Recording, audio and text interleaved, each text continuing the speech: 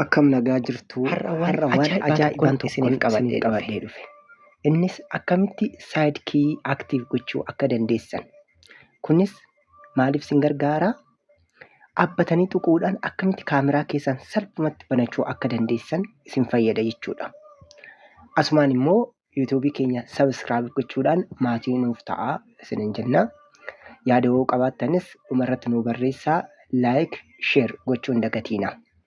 Tole egaa saayid kii aktiif gochuudhaaf jalqaba irratti siiting keessa seentuu bifa kanaan siiting tuttuu keessa erga seentanii booda advanced features kan jettu kana ishee kana tuttuu jechuudha.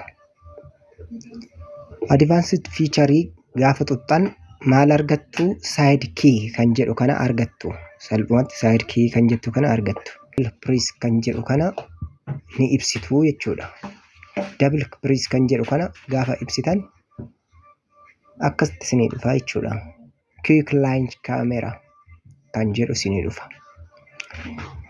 Quick launch camera erga oonii gootanii salphaadhumatti pireesii dhaabbatanii tuquudhaan kaameraa keessaniin fayyadamtanii suura of kaasuu yookiin immoo viidiyoo waraabuu dandeessu jechuudha. Yoo barbaaddan asirraa HD kaameraa yoo qabaattanis kaameraa asirraa qabdan bifa kanaan filachuu dandeessu. Kaameraa appilikeeshinii buuftanii illee yoo qabaattan HD kaameraa kan jedhu amma kan kun jira.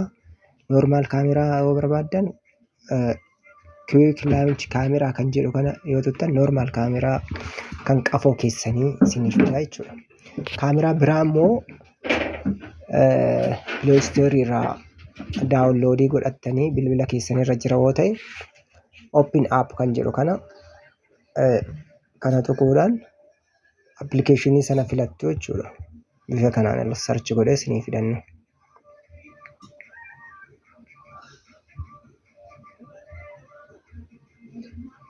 Haala kanaan isinii fidaa.